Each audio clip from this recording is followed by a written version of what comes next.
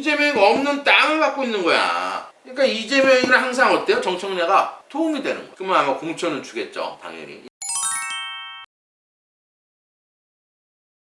정청래 사주를 한번 풀어볼게요. 그러니까 제가 좀 전에 이제 강의한 내용을 기억을 하시면서 이거를 풀면 이제 통변을 할 수가 있어요. 그러면 일단은 사주를 이 신금일주를 딱 볼 때 나쁜 게 있나 없나 그거부터 봐야 돼요.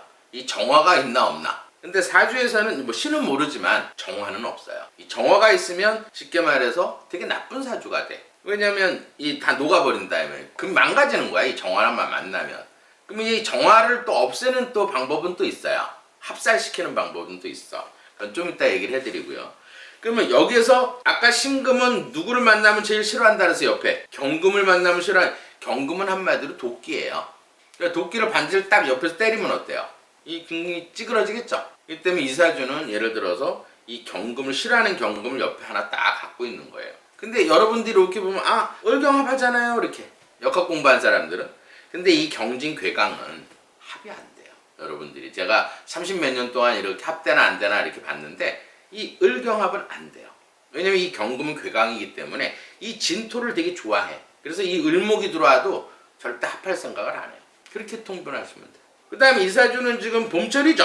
그러니까 두 가지 통변을 할 수가 있어요. 이걸 반지로 보느냐 아니면 열매에서 떨어진 씨앗으로 보느냐. 이 두 가지 통변을 항상 이걸 보고 그림을 그려야 돼요. 이걸 못하면 사주를 풀 수가 없어요. 그럼 반지로 봤을 때는 이 반지인데 지금 양력으로는 쉽게 말해 4월달이죠. 진토를 갖고 있죠. 진토랑은 진흙이에요. 진흙 속에 묻혀있는 예쁜 반지도 있고 도끼도 있다 이 말이에요. 그럼 사주상으로는 별로 좋진 않죠. 왜냐면 물이 있어서 이걸 씻어줘야 되니까.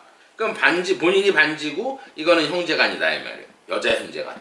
그럼 여자 형제간이 옆에서 자꾸 땅속 진흙 속에서 자꾸 날 때리겠지 도끼로. 그러니까 여자 형제가 뭐는 없다 이렇게 보는 거예요. 그 다음에 태어난 일에 여기는 부부 자리예요. 여기는 또 부모 자리고. 그러니까 부모도 본인한테는 큰 도움은 안 됐겠죠. 특히 엄마가 진흙이란 말이에요. 왜냐면 이 반지가 본인이고 형제간이고 친구다 이 말이에요. 이게 이제 본인한테 여자 형제간들이에요. 그 다음에 이 토가 본인한테는 이 진흙이 엄마예요. 문서고 공부에 해당한다는 거죠. 거기에 또 축토를 또 하나 갖고 있죠. 이 축토는 또 배우자 자리야. 배우자 자리에 얼어있는 땅이 있어 이렇게. 그러면 전혀 발전할 수 없는 사주다 이렇게 보시면 돼요. 거기에 사화라는 건 사중에 병화가 있기 때문에 햇볕이 떠 있는 거예요. 이렇게. 이 병화가 본인한테는 관직이에요. 그 다음에 자식, 명예, 자존심, 체면. 이 병화는 쉽게 말해서 아주 나쁘진 않아요. 왜냐하면 병신합수라거든요. 암합해서 아까 얘기했죠. 만들어진 주전자에 햇볕이 강하면 물방울이 생겨서 물을 조금 만들어내니까 이 병화는 나쁘지 않다 이렇게 보는 거예요. 그래서 권력욕이 강하다. 직업에 대한 욕심이 많다. 자존심이 세다. 그 다음에 자식을 굉장히 끔찍히 아낀다. 그럼 어쨌든 이 사주에서는 비가 와야겠죠? 비가 와야 돼. 비가 와야 어쨌든 모든 게 해결이 되겠죠. 그래야 이 땅을 씻어내서 그러면 개수가 오면 어떨까? 개수가 비예요. 그러면 아까 얘기했듯이 완전히 씻어내지 못하죠? 비는 상상을 해보세요. 진흙 속하고 얼어있는 땅 속에 비가 막 와 이렇게. 그래서 햇볕 때문에 조금 녹아있어. 그러면 이제 반지가 이렇게 드러났는데 아무래도 흙이 좀 묻어있겠죠? 그러면 개수 때는 그렇게 썩 좋지는 않다. 냄새가 난다. 뒷구녕이가. 우리가 예를 들어서 이 뭐가 묻어있으면 찜찜하잖아. 이 개수는 좋긴 해도 뭔가 이렇게 답답하다 이렇게 보는 거예요. 한쪽은 마음은. 그리고 개수는 쉽게 말해서 겨울이에요. 어둠이야. 어둠이라는 건 어때요? 음흉한 생각을 한다. 자기 출세를 위해서 음흉한 생각을 한다. 그러면 임수가 들어올 때 되게 좋겠죠? 어쨌든 이 사주는 개수나 임수가 들어와야지 운이 좋아진다. 근데 이제 목은 어떨까? 목이라는 거는 여기에서 쉽게 말해서 지금 사주에 목은 없어. 을목이 하나 있어요. 을목은 아까 뭐라 그랬어요? 간목이 있어야 나무가 이렇게 가지를 쳐서 이렇게 올라오는 그게 을목이야. 근데 간목이 없고 물이 없으면 이 을목이 자라나지 못하겠죠? 그러면 임수나 개수가 있을 때 이 을목이 살아나서 돈도 들어오고 여자도 들어오고 그렇게 통변하는 거야. 그러면 이 사주에서 또 명리학적으로 성격 파악을 하면 이 토가 되게 많아. 토가 진흙탕하고 어때요? 진흙탕, 얼어있는 땅. 토가 많으면 믿음이 많다 그랬죠? 기가 얇다 이렇게 보는 거예요.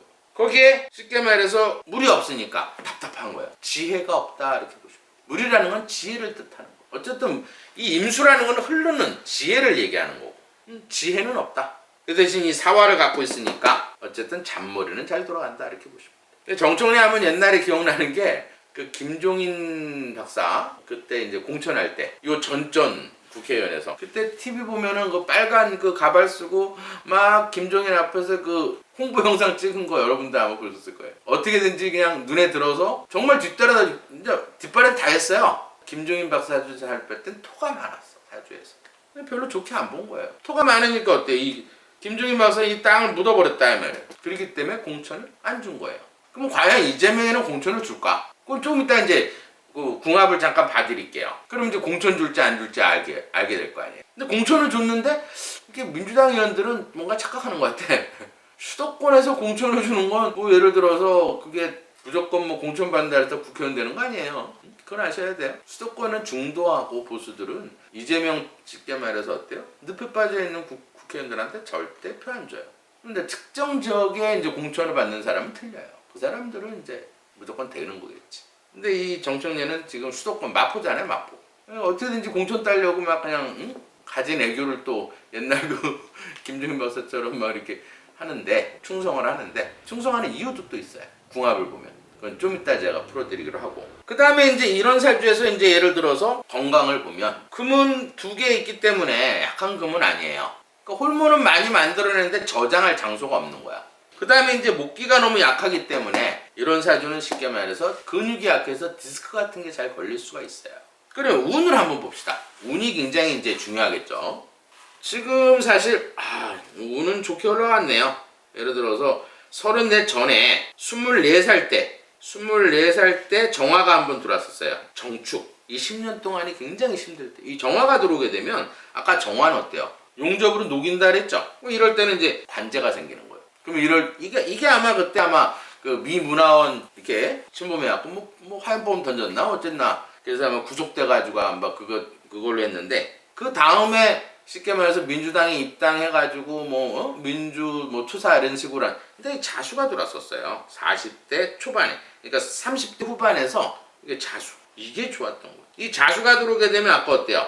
이 자수는 개수도 있지만 임수도 있어. 그럼 비도 오고 쉽게 말해서 물로 깨끗이 씻어준 거예요. 그러니까 민주투사네 하고 막 국회의원이 이제 당선되고 그랬을 거예요. 그 다음에 이제 44부터 53세까지는 을해. 이 나무하고 물이 이 해수가 수생목을 해줬거든. 해수라는 건 임수를 또 갖고 있어요. 그러면 이 임수가 이렇게 대운에서 들어올 때 정화도 나쁘진 않아요. 왜 그러냐면 정류만 먹으라 하거든. 그래서 목기를 만들어주니까 씨앗을 만들어주고 발전시키기 때문에 이 10년이 최고의 운이었어요. 지금은 어떤가? 지금은 쉽게 말해서 대운에서 물이 빠져나갔다 이 말이에요. 그게 빠져나간 시기가 54세부터예요. 54세는 간목이 들어왔어. 그러면 이 간목이 좋은 것도 있어요.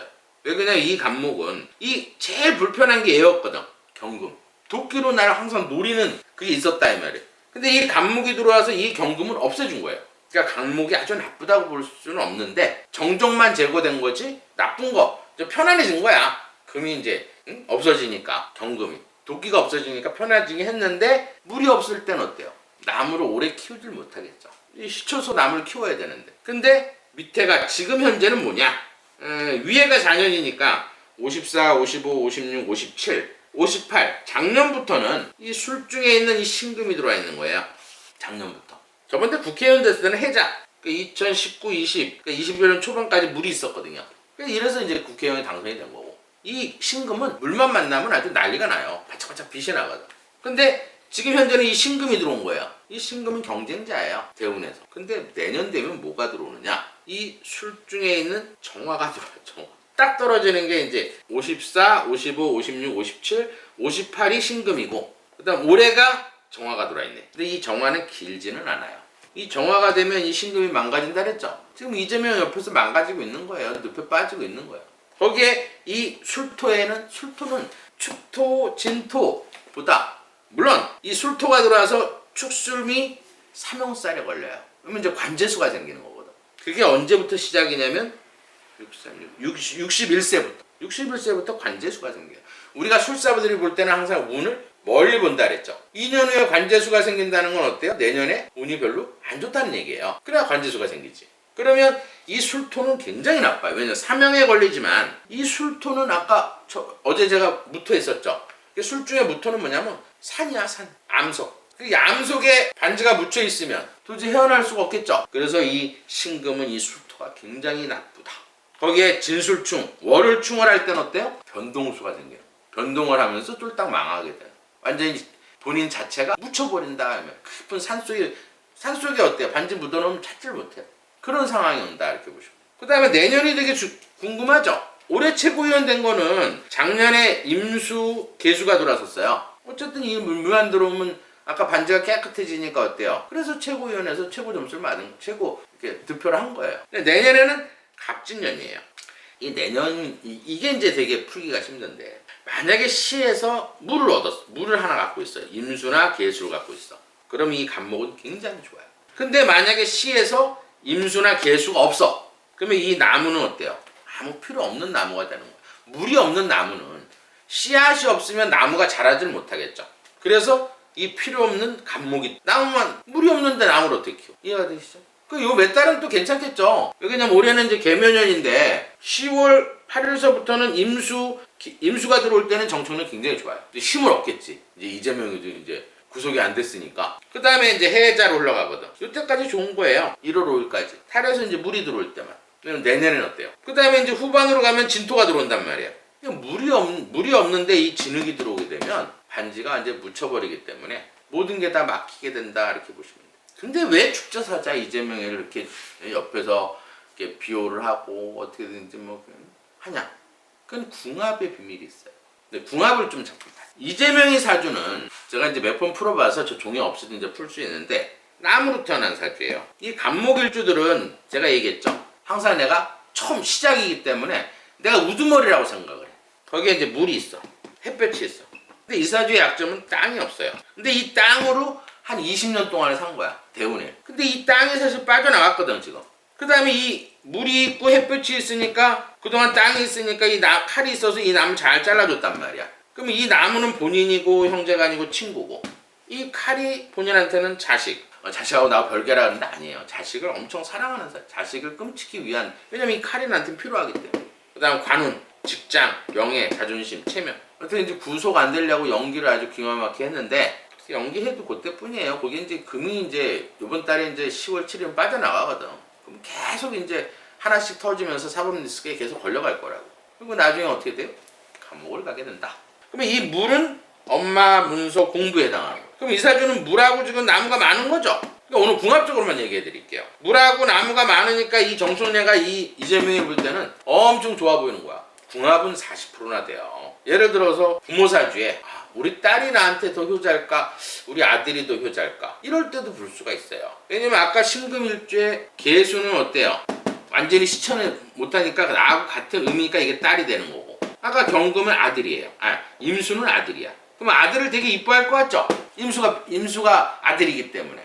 근데 사주에서 아들 걸 보니까 토금이 되게 많아. 그 다음 딸 사주 보니까 수목이 되게 많아. 그럼 이럴 때는 개수가 딸이라도 이 딸을 더 이뻐하는 거, 총애한다 이렇게 보시죠. 근데 이 신금의 일주는 뭐냐면 남편이 불이에요. 근데 예를 들어서 목이 없어.